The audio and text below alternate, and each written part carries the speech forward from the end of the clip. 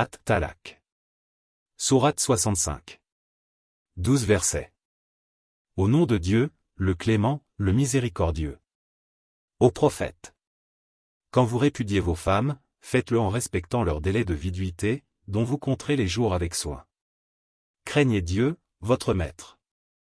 Avant ce délai, ne les renvoyez pas de leur demeure, et qu'elles n'en sortent pas, à moins qu'elles n'aient commis une turpitude dûment prouvée. Telles sont les normes fixées par Dieu. Quiconque les enfreint se fait tort à lui-même. Qu'en sais-tu?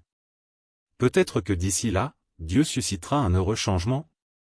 Puis, au terme de ce délai, reprenez-les de façon convenable ou séparez-vous d'elles décemment.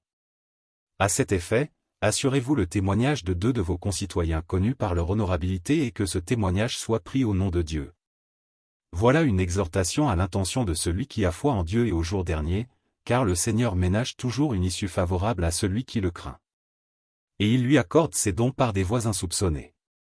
Dieu suffira à quiconque s'en remet à lui, et ses arrêts s'accompliront toujours, car à toute chose il a assigné une mesure.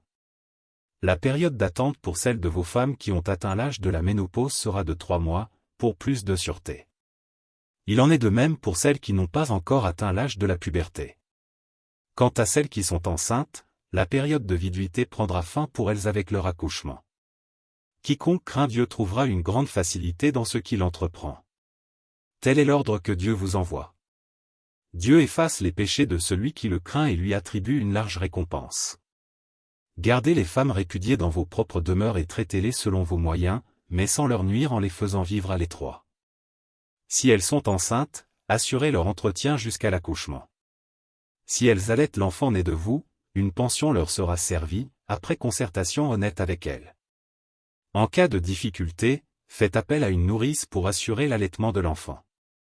L'homme aisé versera une pension en rapport avec sa fortune, et l'homme aux ressources modestes paiera dans la limite de ce que Dieu lui a accordé.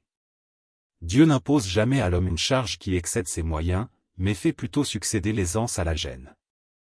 Que de cités ont traité avec dédain l'ordre de leur Seigneur et de ses envoyés. Nous leur fîmes rendre un compte des plus sévères, et leur infligeâmes un châtiment des plus cruels. Elles subirent ainsi les néfastes conséquences de leur comportement et sombrèrent dans la ruine qui en fut l'aboutissement. Car c'est là le châtiment rigoureux que Dieu leur avait préparé. Craignez donc Dieu, vous qui êtes doués d'intelligence et qui avez la foi. Dieu a révélé à votre intention un rappel. Et envoyez un prophète qui vous récite ces versets édifiants, afin de faire sortir ceux qui croient et font le bien des ténèbres vers la lumière. Dieu admettra quiconque aura cru et fait le bien dans des jardins baignés d'eau vive, où il demeurera à jamais immortel. Telle est la belle rétribution que Dieu lui a réservée. C'est Dieu qui a créé sept cieux et en a fait autant pour la terre, et ses ordres descendent graduellement des cieux vers cette dernière, afin que vous sachiez que sa puissance n'a point de limite et que sa science embrasse toutes choses.